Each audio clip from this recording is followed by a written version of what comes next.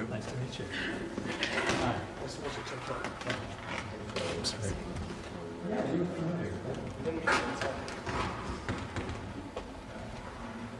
Wow.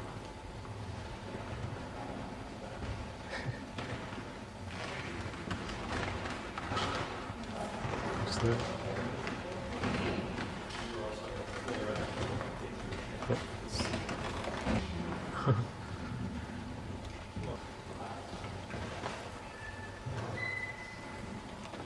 So how long have you been in the country and how long have you been traveling? You were up in St. Petersburg.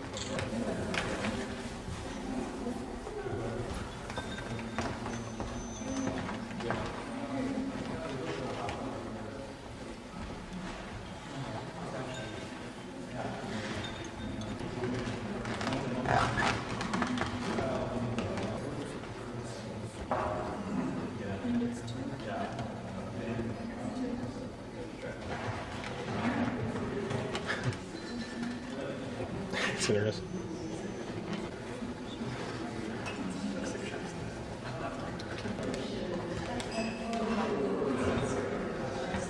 You got to be kidding me. Oh my god.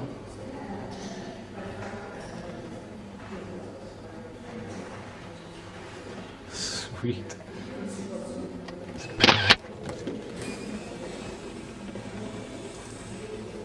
What I'll do is, let me just give you a little tour of the house and talk about the house, and then go into it. First, I want to welcome you to Spaso House, which is the residence of the American ambassador.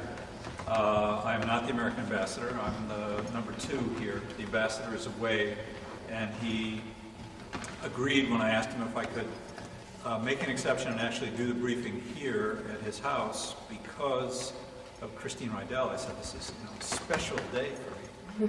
So he agreed, and he just asked that we not trash the place. And I said, well, these are Grand Valley students. I'm not sure I can make any promises, but... you like still crack the whip?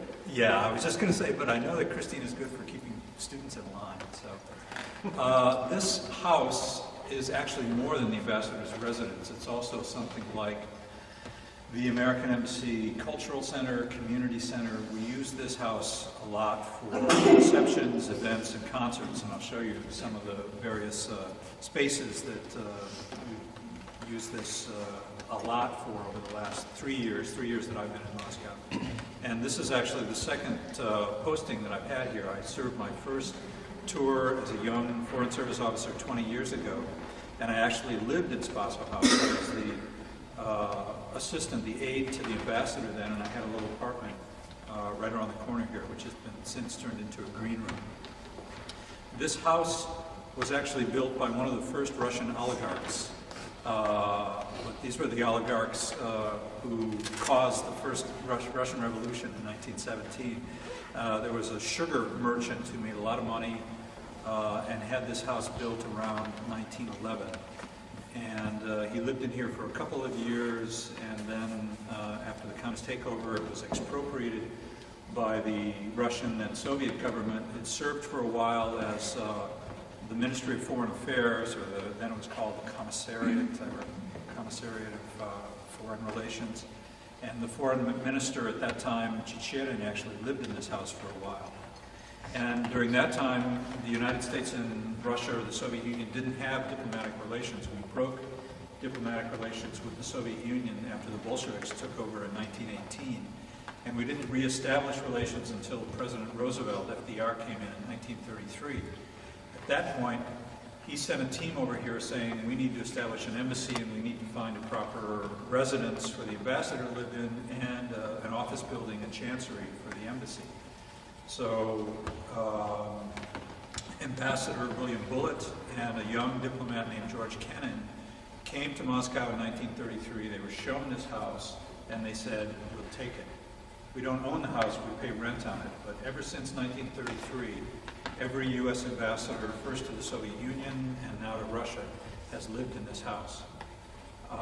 It's, even by Moscow standards, it's pretty massive in terms of pre-revolutionary mansions. It's in the equivalent of the Russian Registry of Historical Properties. And the U.S. government has done a lot of work here, and we'll spend not a lot, but some taxpayer dollars to do some of the upgrades. The Russian government also has paid money to upgrade the house a little bit. The ambassador's private quarters are upstairs. He has a bedroom, drawing room, small kitchen, an office. And then there are guest rooms up on the other side of the second floor where, for instance, President Nixon stayed, Vice President Bush has stayed here, and when the ambassador has personal guests, they also stay at Spaso House. But most of the life of the house goes on here on the first floor. This room, called the chandelier room, appropriately enough, is the site where we have a lot of diplomatic receptions and cultural receptions. And the chandelier was at one time the largest chandelier in Moscow. I'm not sure if that's still true, but it's definitely one of the largest. The painting, the yellow coffering in the ceiling, was done in the mid-1980s when we had an architect out here who did some scraping and determined that that was the original color. And that was the time that I actually lived in this house. Music for his opera, Love for Three Oranges, back in the 1930s. And in fact, the ambassador here in 1933-34, William Bullitt, used to throw these extravagant parties. And one of the parties, the most famous party ever thrown in Spaso House, was the inspiration for the grand Satan's Ball described in a book that Christine first gave me to read called The Master and Margarita. This one of the parties that Bulgakov attended in Spaso House was the inspiration for the site of Satan's Ball. And back in October, Mrs. Vershbow, the ambassador's wife, threw a party here. We didn't call it Satan's Ball, we call it the Master and Margarita Ball. But we have a lot of artifacts here from the Bulgakov area. We had people walking around dressed as big cats. Nobody came naked. And the devil, no. No, this is U.S. government property. We do have to be careful.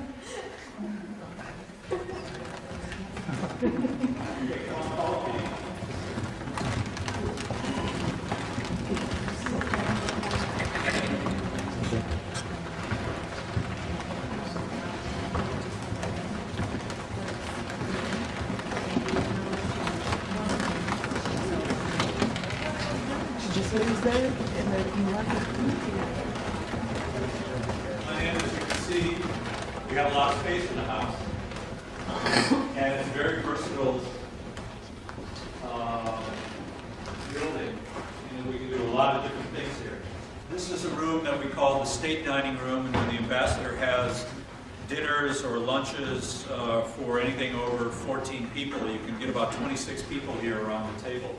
He'll host them in this room, and I have lots of memories in this room of dinners with people like Van Cliburn, one night with John Denver and Jim Henson, the creator of the Muppets back in the 1980s. Lots of famous personages migrate through Moscow, and a lot of them, if they have an American connection, end up at Spaso House. It's one of the great perks of working here is you get to meet some really fascinating people. I didn't even mention all of the congressmen, senators, presidents that have been through here, writers. It's just a fantastic place. Wednesday night, I'm here in a room which was actually built in the 1930s. The ballroom was actually added to the original mansion by Ambassador Bullitt. We decided he didn't quite have enough space to entertain in style, so we built this room which has been used in the 80s. We used to use it for film showings. There was a projection booth up there. The show dropped out here, and we'd have 200 or 300 people in and show them the latest version of Star Wars or Sophie's Choice. Tootsie, first time I ever saw Tootsie, the movie Tootsie was in this room. We also have used it for playing broomball, and even basketball was played in here on a couple of occasions when they actually brought in baskets and backboards. But now we use it mostly for concerts, and you can fit about 200, 250 people in here comfortably, and it's a great location.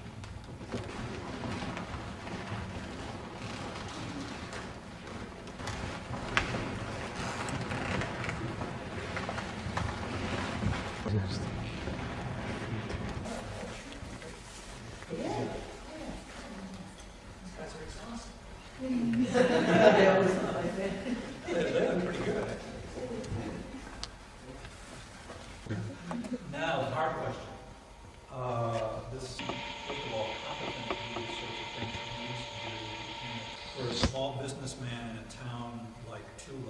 is a decent-sized town about 3 hours south of here, to open up something like, let's say, a small grocery store, he needed to get 138 signatures from various parts of the bureaucracy.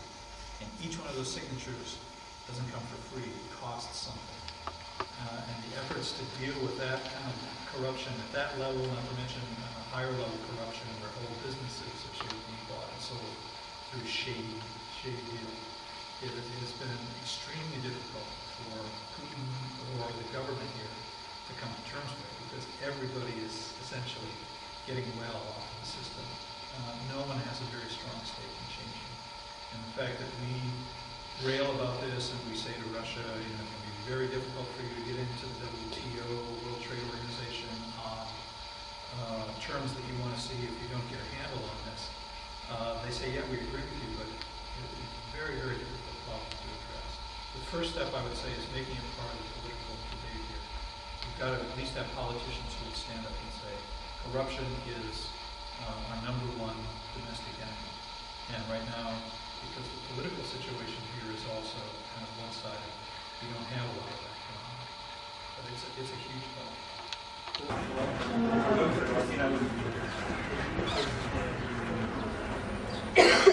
Yeah, I mean, go back to what it's on.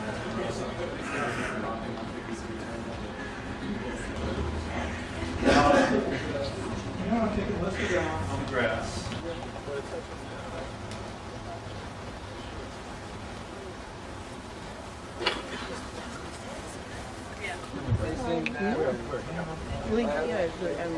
Come on, against the back.